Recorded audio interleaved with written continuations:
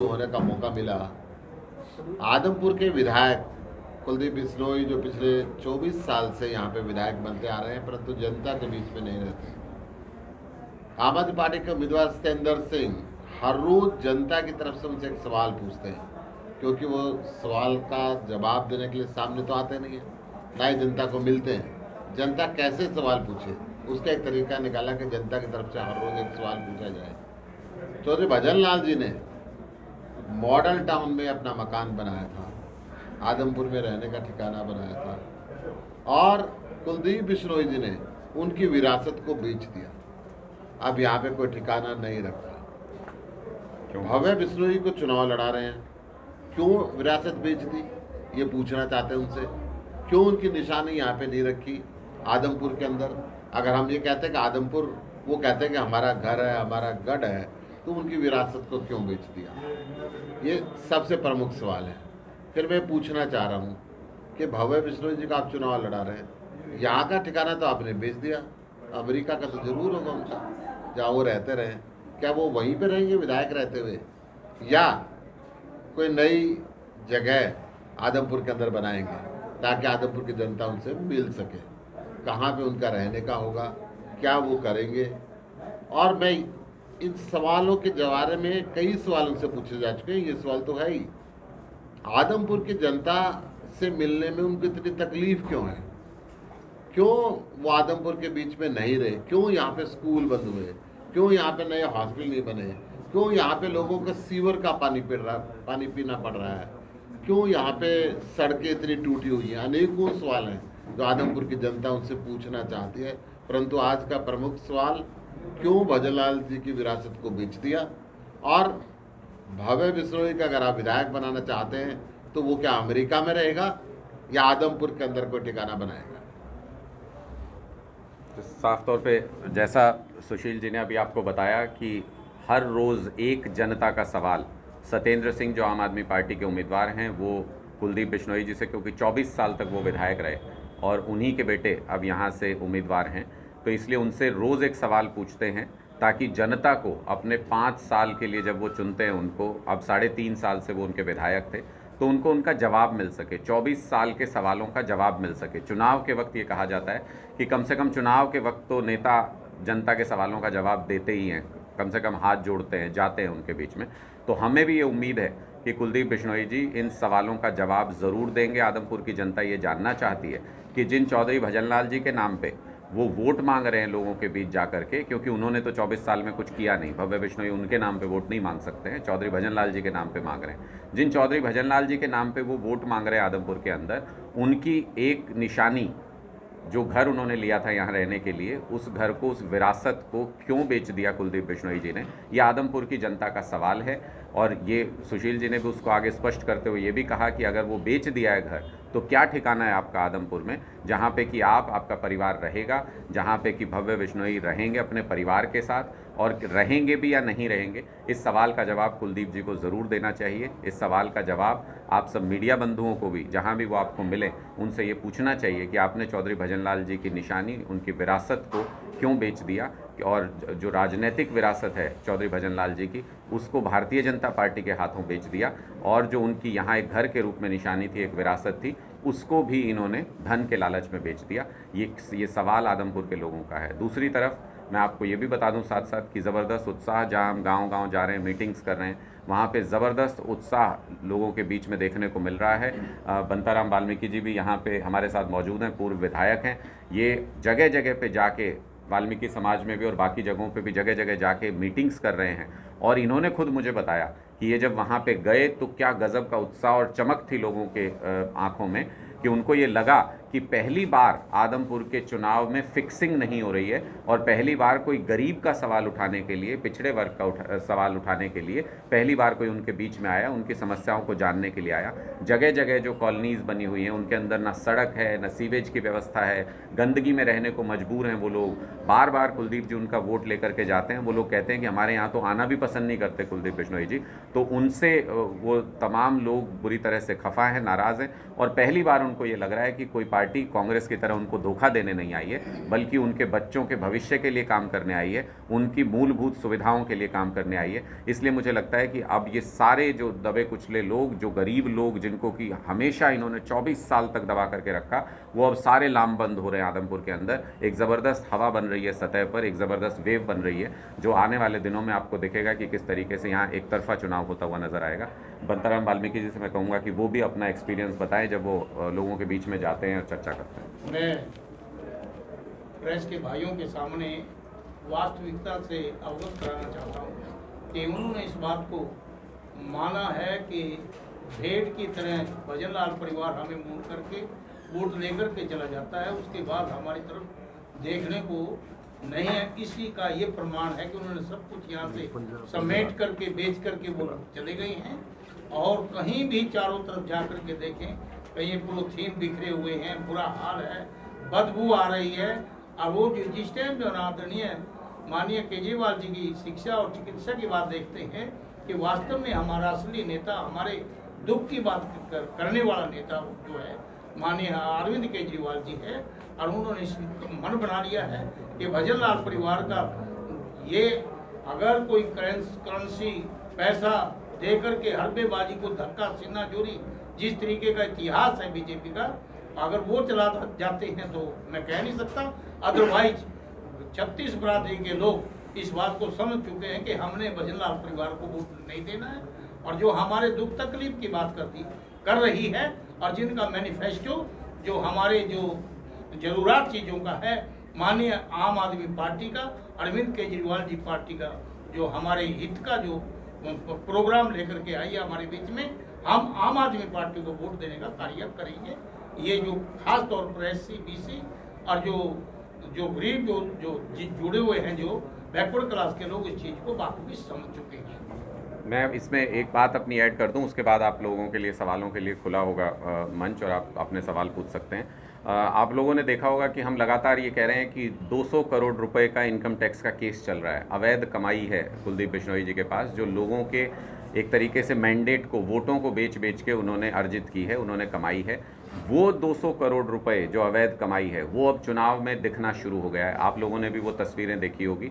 ये वही income tax से चुराए हुए 200 करोड़ रुपए हैं जो अब नोटों की बड़ी बड़ी माला और कैश के तौर पे कभी कुलदीप बिश्नोई जी के गले में नज़र आते हैं, कभी भव्य बिश्नोई जी के हाथों में नज़र आते हैं।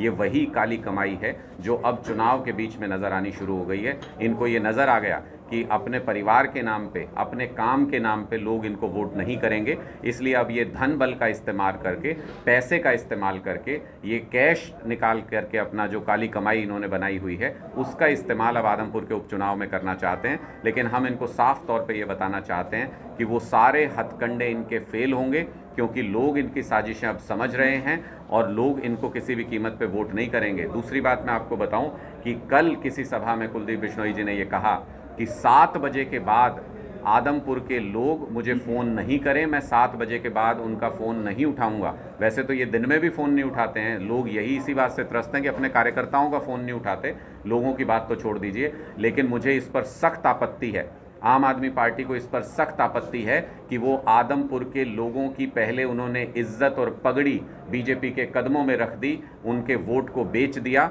और अब वो सरेआम मंच पे खड़े होके आदमपुर की जनता को शराबी बताने का काम कर रहे हैं, आदमपुर की जनता का अपमान करने का काम कर रहे हैं। आम आदमी पार्टी इसके लिए कुलदीप बिश्नोई जी को साफ तौर पर कहती है कि वो माफ़ी मांगे खुले मंच से, वरना लोग उनको इस बात का जवाब देंगे। अगर 7 बजे के बाद वो किसी का फ़ोन उठाने को तैयार नहीं है और अगर उनको लगता है कि 7 बजे के बाद उनके पास आदमपुर के लोग सिर्फ शराब पी करके फ़ोन करते हैं, तो मुझे ये बताइए कि वो 10-10 बजे तक वोट मांगने के लिए हाथ जोड़ के इन्हीं लोगों के बीच में क्यों गिड़गिड़ाते हैं।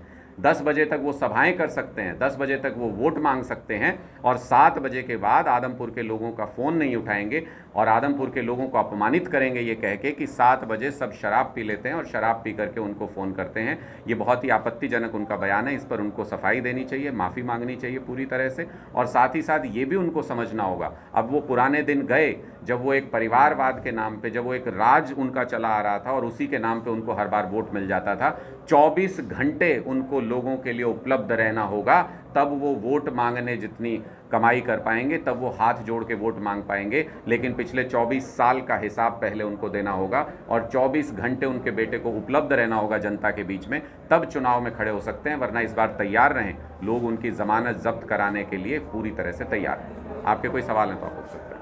चौधरी भजनलाल, आपने नोटों की बात की, चौधरी भजनलाल जी ने ये रीत शुरू की थी। हरियाणा की बात करें तो वो कहते थे कि जो नोट देगा जाहिर सी बात है वोट भी देगा। देवीलाल जी ने उसको आगे बढ़ाया, इस तरीके से देखते हैं। देखिए, मैं वही आपको कह रहा हूं कि इनको तो कोई नोट दे नहीं रहा, इनको कोई वोट भी नहीं दे रहा। ये तो वही 200 करोड़ रुपए की काली कमाई है जो इन्होंने अवैध संपत्ति अर्जित की, जिसका केस सुप्रीम कोर्ट में चल रहा है, जिसकी वजह से इनके पासपोर्ट जमा है पूरे परिवार के, जिसकी वजह से जेल जाने का खतरा मंडरा रहा था इनके ऊपर, जिसकी वजह से इन्होंने आदमपुर के लोगों की पगड़ी को उठा करके बीजेपी के कदमों में रखने का काम किया, अपमान किया आदमपुर का, जिसकी वजह से इन्होंने लोगों का वोट बेच दिया। वही 200 करोड़ रुपए अब ये निकाल करके ला रहे हैं, खुद को नोटों की माला पहनवा रहे हैं। जनता इनको न वोट देने को तैयार है, न नोट देने को तैयार है। ये जो इनकम टैक्स से छुपाई हुई काली कमाई है, ये वही नोटों की शक्ल में निकल करके स्टेज पर आ रही है, जो कि अब लोगों के सामने बेपर्दा हो गई है, पूरी तरह से सामने आ गई है। अब तो उल्टा वक्त आ गया है, ये पैसे बांटेंगे वोट खरीदने के लिए जनता को। सर, आपने कोठी की बात की कि कोठी बेच दी इन्होंने, तो 107 नंबर दुकान का जिक्र भगवंत मान जी ने भी किया था। वहाँ इनकी रिहाइश है, होली दिवाली जब भी आते हैं वहीं रुकते हैं लोग। लेकिन आपके जो कैंडिडेट हैं उनका भी घर हिसार में है, सेक्टर 15 में ही कुलदीप बिश्नोई उनका भी घर हिसार में है। तो वो बात तो एक ही है कि जिले के अंदर इनकी रिहाइश तो है कम से कम। मैं अपने मित्र से ये रिक्वेस्ट करूंगा कि आप ये सवाल कुलदीप बिश्नोई जी से पहले पूछिएगा, वो जो जवाब देंगे वो हमको स्वीकार होगा और हम उस पर अपनी बात कहेंगे। आप जो सवाल पूछ रहे हैं कुलदीप बिश्नोई जी के बिहाफ पे पूछ रहे हैं क्या? नहीं, आप अपनी तरफ से ये सवाल पूछ रहे हैं। अच्छा, नहीं, मैं इसीलिए मैं पूछ रहा हूँ, इसीलिए तो मेरा घर तो 4 जगह भी हो सकता है और 6 जगह भी हो सकता है, लेकिन न्योली खुर्द में मेरे गाँव में मेरा घर है कि नहीं है? न्योली खुर्द में मेरा घर है।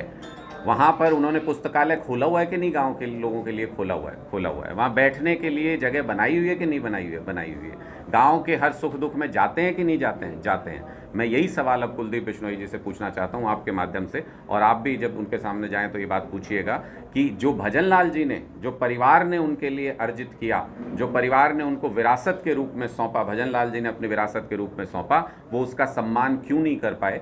उन्हें क्यों बेचना पड़ा? मैं वो कारण जानना चाहता हूँ। आदमपुर की जनता वो कारण जानना चाहती है। सत्येंद्र सिंह जी अपने सवाल में वो कारण जानना चाहते हैं कि ऐसा कौन सा कारण था जिसकी वजह से उन्हें चौधरी भजनलाल जी की उस निशानी, उस विरासत को बेचना पड़ा। सर, खैरामपुर के अंदर धरना चालू है, तो वहाँ पर कुलदीप बिश्नोई समर्थक धमकी दे रहे हैं कि आपको 3 तारीख के बाद देख देंगे, तो धरना के बैठने को धमकी दे रहे हैं। वो 3 तारीख के बाद देखेंगे। आदमपुर की जनता 3 तारीख से पहले उनको देख लेगी और 3 तारीख के बाद वो देखने लायक नहीं रहेंगे। इस बात का मैं आपको आश्वासन देना चाहता हूँ। आदमपुर में जिस तरीके का गुस्सा और जिस तरीके का द्वेष है इन सब हरकतों के लिए, आप गरीब बच्चों के सरकारी स्कूल बंद कर देंगे, आप वहाँ पे शिक्षक उपलब्ध नहीं कराएंगे और उसके बाद धमकी देंगे आप गाँव के लोगों को। मुझे लगता है बार बार ये खिसिया गए हैं बुरी तरह से, ये परेशान हो गए हैं कुलदीप बिश्नोई जी इस चुनाव में। इसलिए मुझे लगता है कि कभी ये जनता का, आदमपुर की जनता का अपमान करते हैं ये कह के कि सारे आदमपुर के लोग शराबी हैं, 7 बजे के बाद शराब पी के इनको फ़ोन करते हैं, और कभी ये कहते हैं कि गांव के लोगों को देख लेंगे 3 तारीख के बाद। तो मुझे लगता है कि आदमपुर की जनता इस अपमान का जवाब ज़रूर देगी। भव्य बिश्नोई जी की आदमपुर से ज़मानत जब्त होगी और तब हम भी देखेंगे और आदमपुर की जनता भी देखेगी कि 3 तारीख के बाद ये क्या देखते हैं।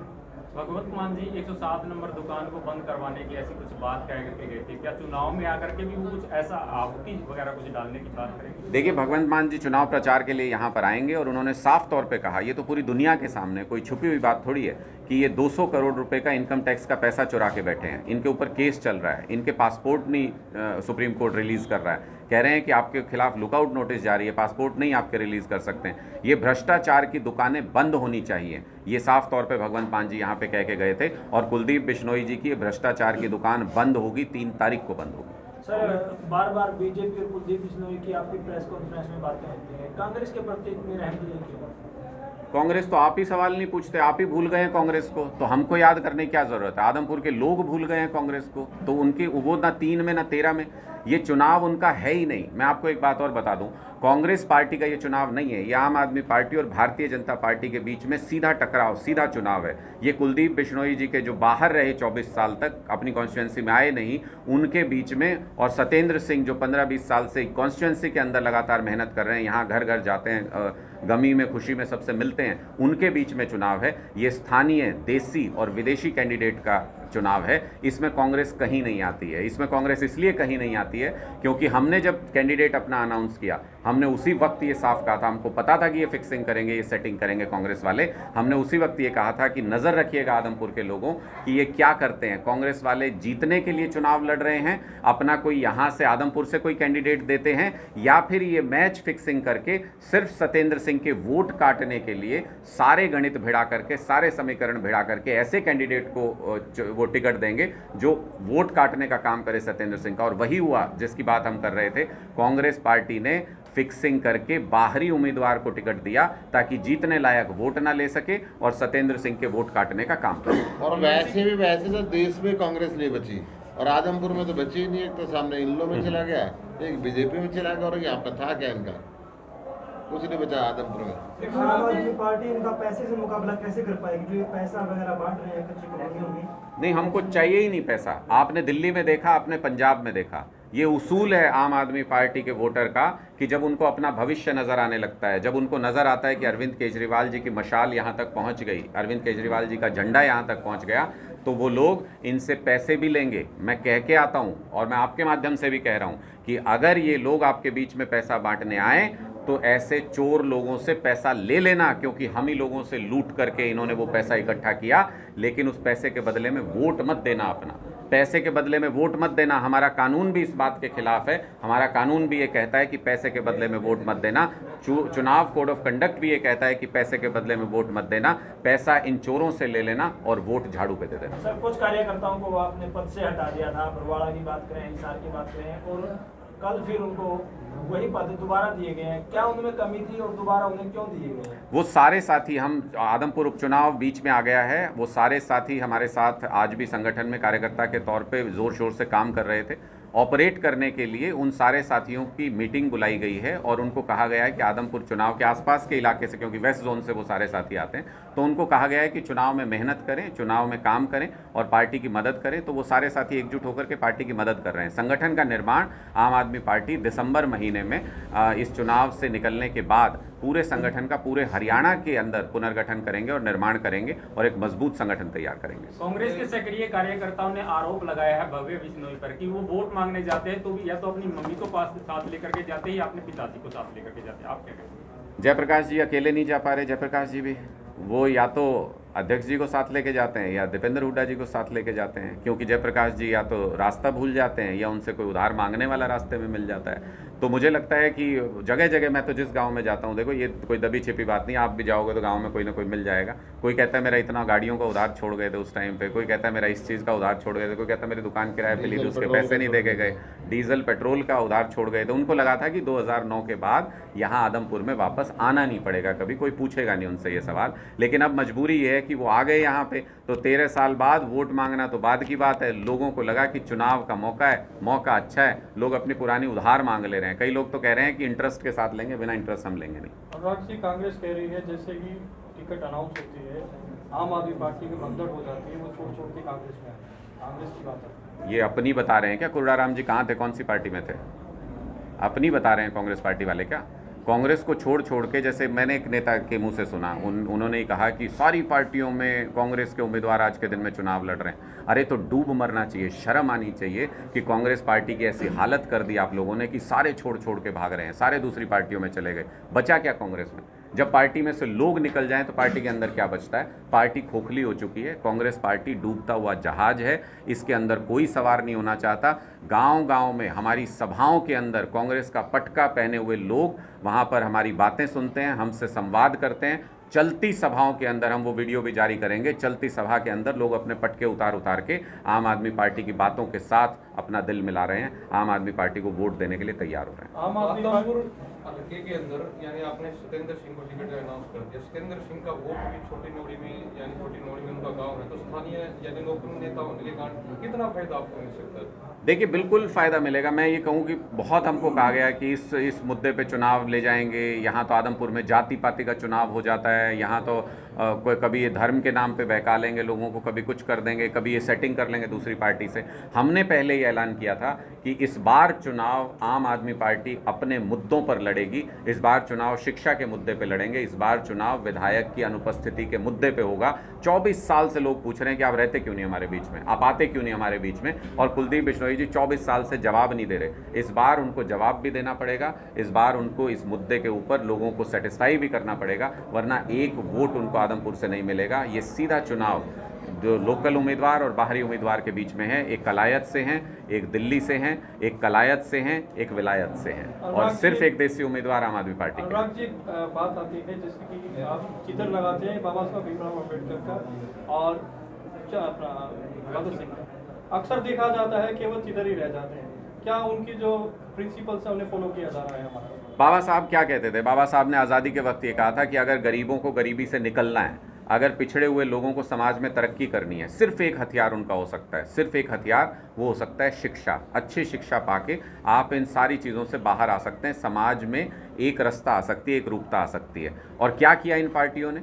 कांग्रेस पार्टी ने 75 साल तक, भारतीय जनता पार्टी ने उस 75 साल में हिस्सेदारी कर ली, 55 साल हरियाणा को बने हुए। क्या किया इन पॉलिटिकल पार्टियों ने? सबने सबसे पहले सरकारी स्कूलों को, जो गरीब का एकमात्र ठिकाना है, उनको बर्बाद करने की साजिश रची, ताकि गरीब का बच्चे को अनपढ़ रखा जा सके, ताकि गरीब के बच्चे पढ़ नहीं पाएं। कांग्रेस पार्टी जाती है जगह जगह धरने पे, दीपेंद्र जी भी गए थे 1-2 स्कूलों के बाहर धरने पे। मैं उनसे सवाल पूछना चाहता हूँ, और मैं पहले भी मैंने पूछा था, उनके मुंह में दही जम जाती है जब जवाब देना होता है इस सवाल का। उनसे मैं पूछना चाहता हूँ, 509 स्कूल कांग्रेस के कार्यकाल में बंद हुए थे, तब क्यों नहीं गए वहाँ पे? तब उनके पैरों में दर्द हो गए थे क्या उन धरनों पे जाते हुए? तब उनको बच्चे नज़र नहीं आए थे क्या गरीबों के, जब वो उन धरनों पे नहीं गए थे? पहली बार हरियाणा के इतिहास में ऐसा हुआ कि सरकारी स्कूल किसी सरकार ने बंद करने की कोशिश की, और एक पूरा आंदोलन छिड़ गया पूरे हरियाणा के अंदर। गांव-गांव में इनका बहिष्कार हो रहा है, गांव-गांव में आंदोलन हो रहे हैं, स्कूलों के बाहर बैठ करके धरने लग रहे हैं। ये सिर्फ इसलिए क्योंकि आम आदमी पार्टी ने बाबा साहब के उन्हीं संस्कारों के बारे में जागरूकता फैलाने का काम किया, बाबा साहब के उन्हीं आदर्शों पर चलते हुए, शहीद भगत सिंह जी के उन्हीं आदर्शों पर चलते हुए। आप देखिए ना, 2 ही चीज़ें तो हैं। हम स्कूलों की लड़ाई लड़ते हैं, बाबा साहब से प्रेरणा लेकर के शिक्षा देने की लड़ाई लड़ते हैं, और दूसरी चीज़, हम डरते नहीं हैं किसी से।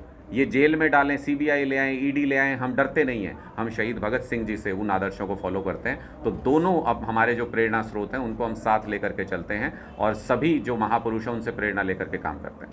आपने कहा मुद्दों पे चुनाव लड़ते हैं। हरियाणा में सबसे बड़ा मुद्दा अगर बात की जाए तो SYL का पानी भी है। हरियाणा में आप कहती है कि हम पानी लेकर के रहेंगे, लेकिन पंजाब की आम कहती है कि हम पानी की एक बूंद भी नहीं। नहीं, आप गलत बता गए। ये कांग्रेस पार्टी जो हरियाणा की है वो कहती है हम लेके रहेंगे। कांग्रेस पार्टी पंजाब के अंदर कहती है हम किसी कीमत पे नहीं देंगे।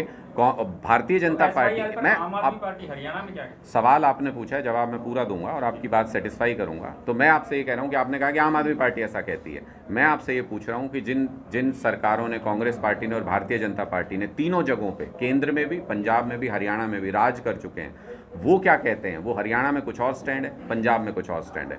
इसी तरीके से हरियाणा में भारतीय जनता पार्टी का कुछ और स्टैंड है, पंजाब के अंदर कुछ और स्टैंड है। हमारा साफ तौर पे ये कहना है, ये मुद्दे पे हमारा बहुत क्लियर स्टैंड है। अरविंद केजरीवाल जी रैली में बोल करके गए कि अगर किसी भी प्रदेश को पानी की कमी है, उसमें पंजाब आ गया, हरियाणा आ गया, गुजरात आ गया, हिमाचल आ गया, कोई भी प्रदेश ले लीजिए भारत का, सारे भारतवासी हैं, अगर किसी भी प्रदेश में पानी की कमी है, केंद्र सरकार की जिम्मेदारी है कि वो सारे प्रदेशों को पानी उपलब्ध कराएं। मुझे सिर्फ एक सवाल पूछता हूं आपसे, और आप अपने आप से भी पूछिएगा और सब लोगों से भी पूछिएगा, पाकिस्तान ज़्यादा प्यारा है क्या मोदी जी को हरियाणा से? पाकिस्तान ज़्यादा प्यारा है क्या मोदी जी को पंजाब से? पाकिस्तान में हमारा 65% पानी बह के जा रहा है, उसको रोक के, पहले कहते थे कि रोक के देंगे, पहले बोलते थे मोदी जी, आप पुरानी स्पीच सुन लीजिएगा, चुनाव से पहले बोलते थे, लेकिन वो पानी रोक के हरियाणा को नहीं दे सकते, वो पानी रोक के पंजाब को नहीं दे सकते। आप वो पानी देने का काम करें, लेकिन तमाशा देखते हैं, 2 स्टेट को आपस में लड़ाते हैं, 2 जातियों को आपस में लड़ाते हैं, 2 धर्मों को आपस में लड़ाते हैं, एक दूसरे से लड़ा के, नफरत फैला के अपनी दुकान चलाना चाहती है भारतीय जनता पार्टी। ये दोनों पार्टियां फेल हो चुकी हैं तीनों जगह राज करके। मैं मोदी जी से ये कहता हूं कि आप निर्णय लीजिए कि आपको पाकिस्तान के लोग अगर ज़्यादा प्यारे हों तो पानी वहाँ जाने दीजिए, अगर आपको हरियाणा और पंजाब के लोग ज़्यादा प्यारे हों, पानी को रोक के दोनों स्टेट की प्यास बुझाइए, दोनों स्टेट में भाईचारा बढ़ाइए। ये काम ये पार्टियाँ नहीं करेंगी, क्योंकि इस पर राजनीति करनी होती है इन मुद्दों पे। आम आदमी पार्टी किस मुद्दे पे राजनीति करती है? स्कूल पे, अस्पताल पे, बच्चों की शिक्षा पे, स्वास्थ्य के ऊपर, और बहुत सारी जो मूलभूत सुविधाएं हैं, बिजली है, पानी है, इन चीज़ों के ऊपर आम आदमी पार्टी राजनीति करती है, क्योंकि 75 साल इंतजार कर लिया, अब इन मूलभूत सुविधाओं के लिए, शिक्षा के लिए इससे ज़्यादा इंतजार नहीं कर सकते। सर, अगर कल आम आदमी पार्टी हरियाणा में बढ़ जाती है तो क्या ये SYL मुद्दा है जो वो खत्म हो जाएगा? देखिए, मुद्दा SYL नहीं, मुद्दा है पानी। SYL पानी हर राज्य को मिलना चाहिए। जी। हम आज भी कह रहे हैं, अंतर्राष्ट्रीय संधि के हिसाब से 65% पानी पाकिस्तान में जा रहा है, केंद्र सरकार रोके और यहाँ दे। एक तरफ हरियाणा सहित बहुत राज्यों में बाढ़ आती है और एक तरफ सूखा पड़ा हुआ होता है। इन नदियों को जोड़े, पानी जो बह के समुद्र में चला जाता है, सूखे राज्यों का तो जाए वो पानी। वाजपेयी जी ने सोचा, वाजपेयी जी ने इसकी शुरुआत भी की थी, मोदी जी ने जाके बंद कर दी। क्यों? ना कांग्रेस ने कभी ये काम किया, ना बीजेपी ने कभी काम किया। अब इसलिए यही कारण है कि 2024 में विकल्प के रूप में लोग केजरीवाल को देख रहे हैं और हम आएंगे केंद्र में सारे काम करेंगे। Thank you.